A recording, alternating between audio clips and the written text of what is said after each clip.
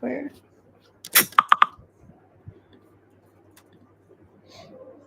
All right, I think we're live. Yep. Okay. All right. Good day, everyone, and welcome to our brand new LinkedIn Live event on the topic Build Your Brand, How Recruiters Can Grow Real Influence Online. I'm Chavi, Content Manager at Recruit CRM, and I'll be your moderator for today's session. I'll mostly be behind the curtains with our expert for today taking the entire spotlight.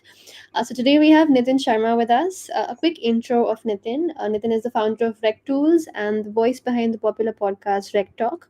With a passion for transforming the recruitment industry, Nitin has dedicated his career for improving the way recruitment professionals connect with talent and clients. He's also the co-founder of Rec Circle, a platform that's redefining the job board space by giving candidates more control. Today, he is here to share how recruiters can build real influence online as organically as possible. So, yeah, welcome, Nitin. Hi, thanks for having me. All right, so I'll just go behind the curtains and over to you, Nitin. All right, brilliant. Thank you. Guys, thank you for listening and sort of give me your time. Hopefully I'll give you guys some sort of value here. For context, I was a recruiter and a recruitment business owner for about nearly 10 years. I ran my recruitment business for about 7.5. We started as a two-person business. We grew it, scaled it, and ultimately failed it by making a range of stupid decisions. But you learn some lessons along the way, right? So one of the things that I've managed to kind of do in my time in recruitment is really build my personal brand. And I really don't like that term because I think it's overused and a bit of a cliche. But I really spent a lot of time focusing on kind of branding in terms of who I am and almost separating myself from the business that I worked for. A lot of recruiters and recruitment business owners spend their time kind of building and focusing on the recruitment business brand. But we all know the sort of the cliche, right? That people buy from people. I don't believe that's true. Otherwise, none of us would have any trouble whatsoever selling to anybody, right? But one thing I do believe very much so is that it's not people buy from people. It's that people buy from people like them or people buy from people they like. So in my eyes, the key to sort of the psychology behind sales is that you need to find the relatability factor or the likability factor with your prospects. And those prospects are both client and candidate, right? Because you need to be selling to both sides and both need to be buying into you as recruiters. So the first point we were going to talk about was the sort of how to turn your social media into kind of a magnet for clients and candidates. Now, there's the obvious, real straightforward stuff in that when I walk past a shop window, if I'm walking in a high street or a shopping mall, I want to be able to look in and know pretty quickly what these guys do, right? There's no point in me walking past a H&M and seeing, cutlery in the window because immediately I'm going to be like, oh, these guys sell cutlery. I always thought they sold clothes. If you think about any kind of high street brand, any sort of successful business, where on their website, be it kind of, their advertising and so on and so forth, most of them are very, very clear in what they do. I think that is all the more true for recruiters.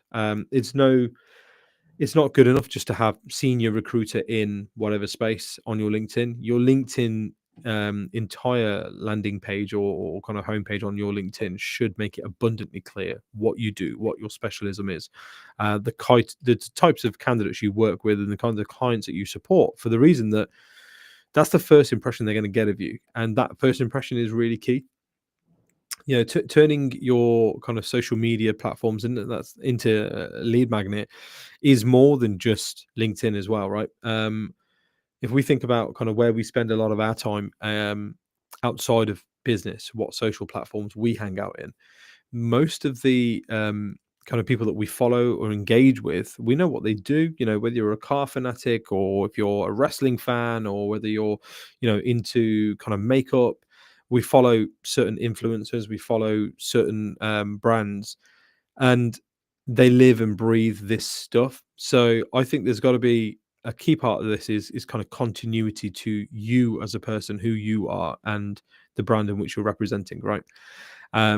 sometimes that's difficult. So I mean, I'm ex Michael Page, big corporate business. They were very, very strict on what you could and couldn't do on your personal profiles. I think the world has changed quite a bit since I was there, and I think now we all agree that people are looking for authenticity. So I'm not one of these that's going to sit here and say that your profile needs to look professional. I mean, I, I have that emoji on my name on my LinkedIn. Um, I've got emojis in my title. You know, I often will swear in posts and stuff. I will say things that are a little bit maybe close to the skin, and for some people. But again, I've not had an issue with that personally, right? Because I firmly believe that again, people buy from people like them, or people buy from people they like. All right. So I will always use my social media being LinkedIn in this scenario. You know, I'll use it to talk about kind of what I do as a business or what I did as a recruiter. You know, here's the things that I'm recruiting for. Here's some advice for clients. Here's some advice for candidates. Here's some market information. But I'll also sort of spend a lot of time talking about me in the kind of giving people a little peek into me outside of work. Again, looking for that relatability factor. So I had clients that would um, know me as the guy who, oh, you're always in the Lake District. Oh, you've got two children. Oh, you married your childhood sweetheart.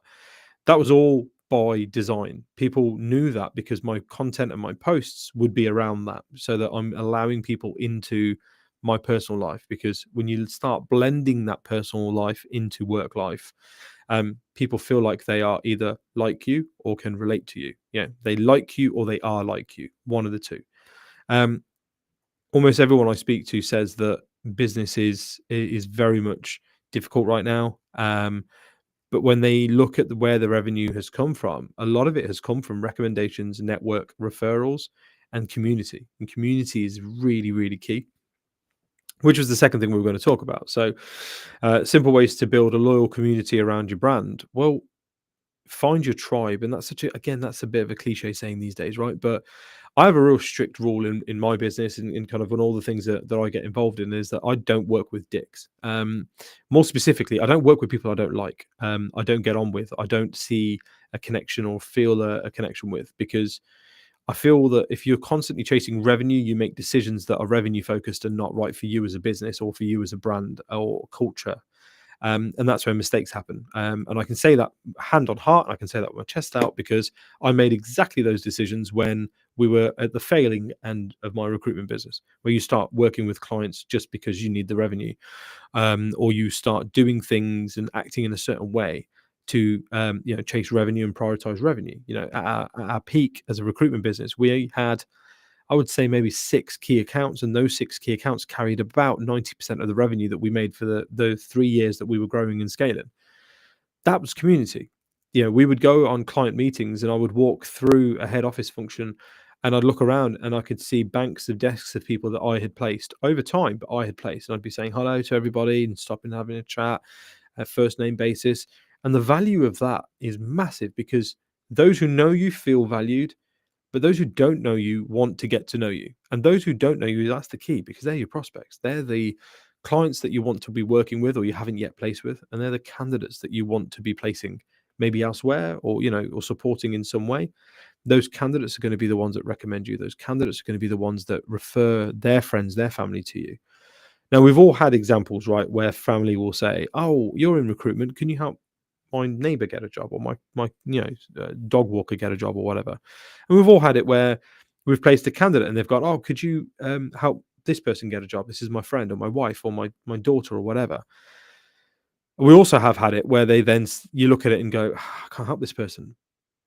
That comes back to point number one. Like, you have got to make it abundantly clear what you do, right? If you are in a very specific niche, i.e., accountancy and finance, as an example, well, people around you need to know that. They need to understand that. And therefore, they're not going to bother you with, "Hey, I know you only do accountancy finance, but here's my, developer boyfriend. Could you help him get a job?" Well, no, I can't, because that's not what I do.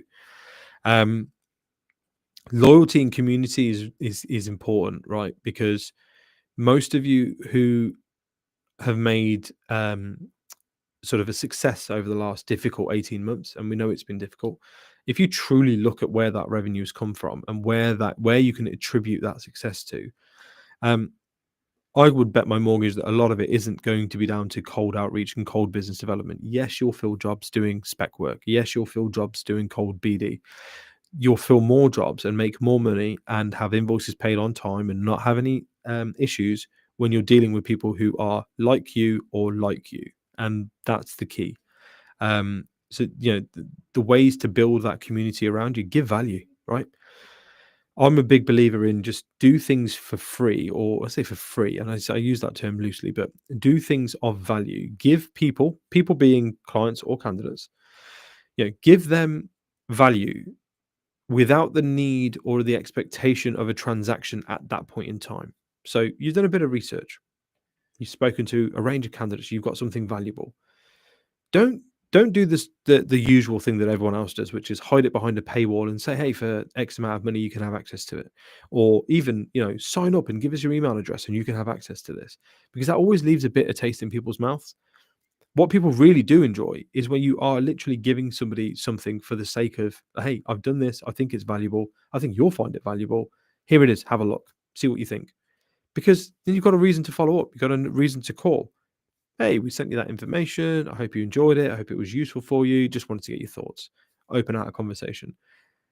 Is there anything else you want us to do for you? Is there any other bits of research? Listen, we are recruitment businesses that speak to hundreds of candidates a week. Is there something you want us to find out about the market sentiment, your competitors, whatever it might be, right?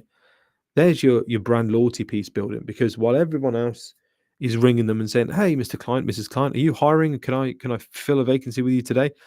You're saying, we do recruitment. Of course, I want to know if you've got jobs on, but that's not what I'm calling. What I'm calling for is to provide a service, and a valuable service at that, to you. It's going to help you make strategic decisions so that when you are hiring, you don't think of the last person who called you. You think of the person who was there every single time, even when you weren't recruiting, to build that relationship and to build and to welcome you into their community. That's what people are looking for. I spend a lot of time. I'm very fortunate. I accept that I'm very fortunate that I get to spend a lot of time with some incredibly intelligent people on my podcast. And with that has opened up a lot of doors for me within the talent acquisition community. One thing we have to accept as recruiters is, unfortunately or fortunately, talent acquisition have a seat at the table. Talent acquisition have a decision-making capability and budgetary control. So you can no longer just go around their back. What they do want from you is, do you want value? Is there anything I can do for you to help build this relationship out and to bring you as part of my community? Because I'm part of, whatever community you work within. So we've got a question in here that I'll quickly answer. Do you find people are a bit skeptical when you offer them free value? In a world where everybody is black and white and you're the color red, yeah, absolutely. People will be a bit kind of, what's the catch here? And I think that's where the authenticity piece comes in, right? Because if you are that person that is constantly, and also this comes into, again, point one, right? Using your social media as a lead magnet. If you're openly on LinkedIn, creating content that's of value, and you're giving things away openly, and then you're calling people up and giving that value to them openly, and being very honest and saying, "Listen, I would love to work with you." So James, if I would say to you, "Listen, your business is fascinating to me. It's in my niche.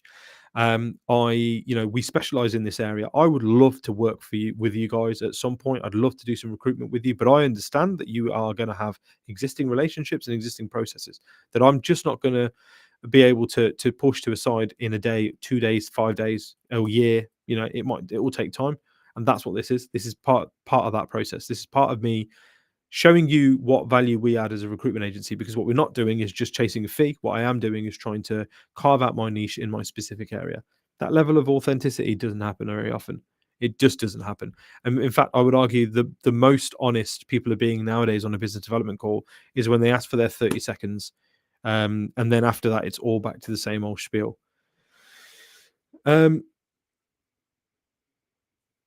Oh, thank you, Jane. I'm sorry, I was also reading whether it was a question or not. No. Then the last point that we were going to cover then was what it actually takes to be seen as a trusted expert. All of the above. People don't like being sold to. People don't like being sold to. No one likes being sold to, right? I did a big piece on psychology of sales. Some of the key sort of takeaways of that were that people make buying decisions on emotion. They then justify those emotion or that emotional decision to buy with the facts. So when you're then taught by sales trainers, or when you're taught by kind of the early 2000s sales training that we all did, where we go, "No, tell them the feature, the advantages, the benefit, and fab this out for them," that's all bollocks. I buy a Mercedes because I want a Mercedes.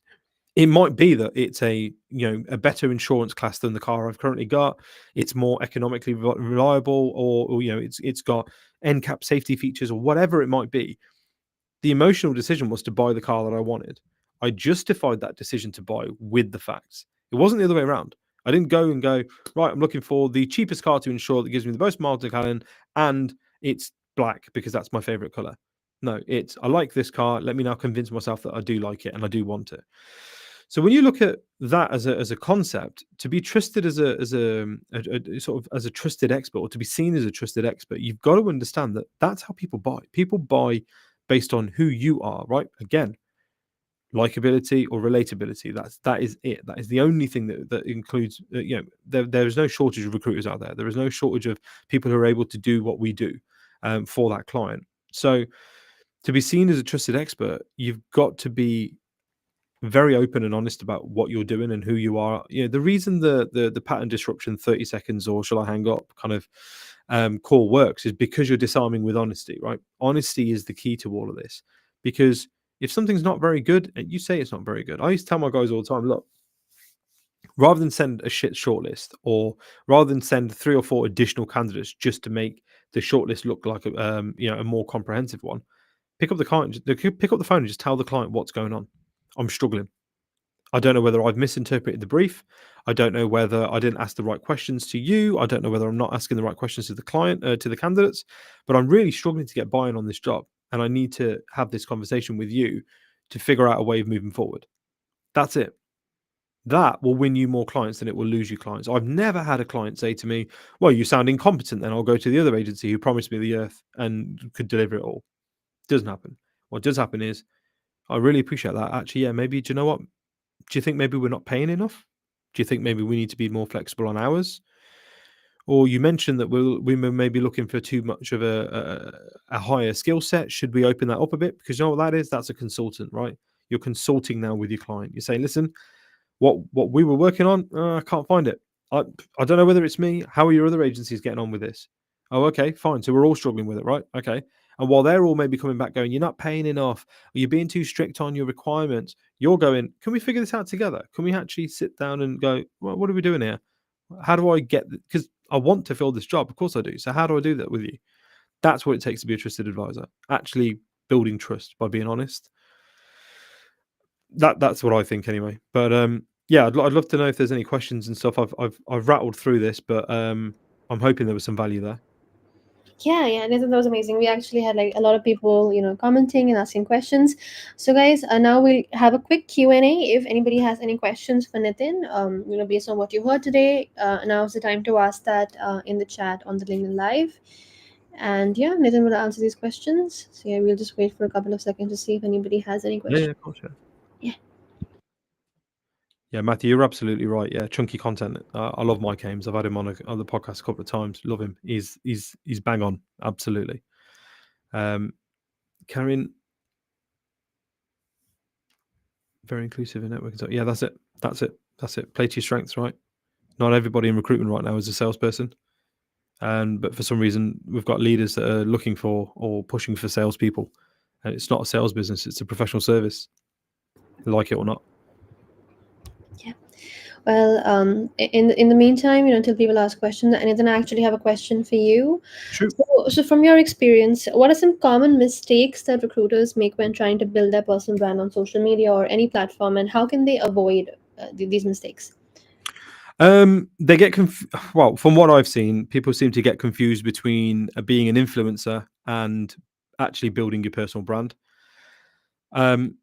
You're not trying to be an influencer. You're not trying to be a guru.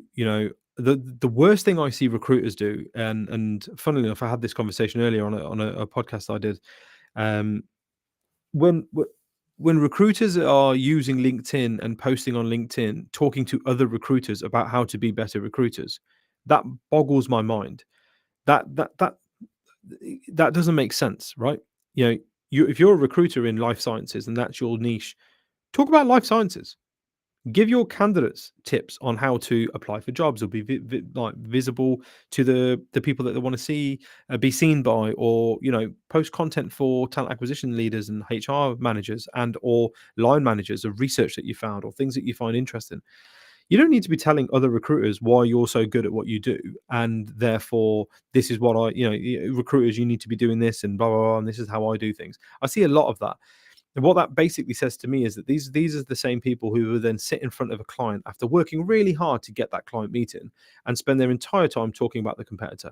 If I went to buy and I use car analogies all the time, but it applies in any scenario. But if I go to buy a Mercedes and my salesperson is telling me we're better than Audi and BMW, well, of course you are. Like, I don't need to know that. I need to know about this. And that's one of the biggest mistakes I see is exactly that recruiters start going down the influencer route and trying to be gurus and thinking that that's the way. It's not the way.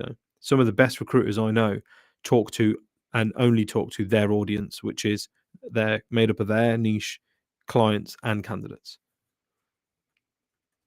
All right. I think that's all the questions we have today, Nitin. So just as a final takeaway before we wrap up, what's one thing you wish every recruiter knew about personal branding that would help them immediately improve their online presence? And just like a final takeaway before we wrap up. Personal branding is not a 5 grand course.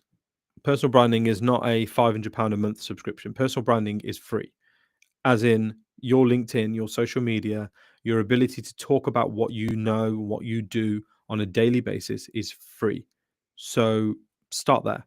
Every day you speak to clients and candidates, and every day something interesting is happening.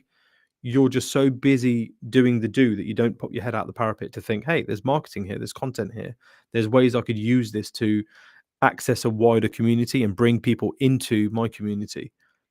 Focus that. Don't look at all of this noise around jumping on courses and playbooks, and that's all nonsense. They're trying to sell you things that you already actually know. You just need to do it. All right, awesome. We actually have one more question that we've Yep.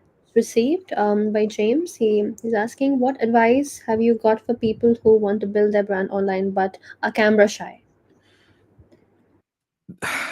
Just do it. As stupid as it sounds, I'm camera shy. Believe it or not, I have a podcast now and all that sort of stuff, but I don't take selfies. I still struggle to take selfies. I don't like the way I look on camera. And I'm very very conscious of that sort of stuff. But the reality is that whether you like it or not, the rest of the world, the majority of the world have eyes and they see you every day, and you know that's what you look like, man. This is what the good Lord gave us. Just go with it. What are you shy about? Are you shy about the way you look, which is what it was for me, or are you shy about looking stupid, maybe, or feeling like you'll be judged? The fact of the matter is that, like, look, those who are going to judge you are going to judge you anyway. There's far more people out there that will see value in what you've got to say than won't.